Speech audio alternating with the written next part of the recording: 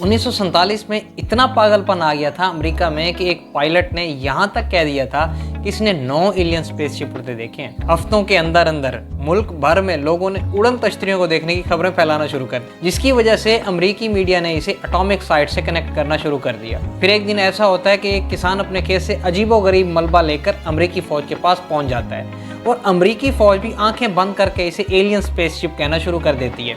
लेकिन बाद में वो इस बात से पीछे हट जाते हैं और कहते हैं कि ये मलबा मौसमी गुब्बारे का था और इस तरह ये कहानी भी ख़त्म हो जाती है।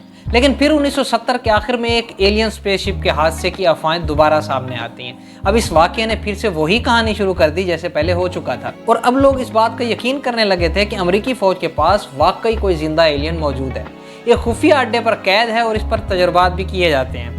अब ये एरिया 51 नेवाडा में एक अमेरिकी फौजी छावनी है और 2019 में एक वीडियो सामने आती है जब लोगों ने एक मजाक के तहत फेसबुक ट्रेंड के बाद इस टॉप सीक्रेट जगह पर हमला करने का प्लान भी बना लिया था। असल में एरिया 51 को कोल्ड वार के दौरान जंगी तैयारों को तैयार किया जाता था, जिसका इस वीडियो में भी जिक्र है। असल में 1954 में सदर हावर ने सोवियत यूनियन के खिलाफ जासूसी तैयारी तैयार करने के लिए एक हाई एल्टीट्यूड जगह का इंतखाब करना था। नेवाडा में मौजूद एरिया 51 एटमी हथियारों की टेस्टिंग और जासूसी तैयार करने के लिए बनाया गया था, जिसमें सोवियत यूनियन के खिलाफ जासूसी करने के लिए बहुत से हथियार बनाए जाते थे। लेकिन 1960 में सोवियत यूनियन ने एक जासूसी तैयारा मार गिराया, जिससे अमेरिका की जासूसी की कार्रवाइयों का पर्दाफाश हो गया था। CIA ने तैयारों और ये सब छुपाने के लिए एलियन स्पेसशिप दिखाने का इस्तेमाल किया, जिससे लोगों को ये यकीन हो गया कि वो ज़मीन पर खलाई जहाज़ देख रहे हैं। और फौज की तरफ से वजाहत के बावजूद एरिया 51 और गैर मुल्कियों के बारे में साजिशी नज़रियात बरकरार रहे। 2019 में इसे एक बड़े हजूम ने एरिया 51 पर हमला करने का फिर से मंसूबा बनाया, लेकिन पुरअमन तकरीब में सिर्फ एक छोटी तादाद ने शिरकत की। 1947 में रोजवेल का वाक़या हो और उसके बाद जो इंकशाफात हुए, ये प्रोजेक्ट अमरीकी हुकूमत की गलत बयानी की वजह से और एतमाद की कमी से साजिशी थ्योरियों में बरकरार इजाफा होता रहा।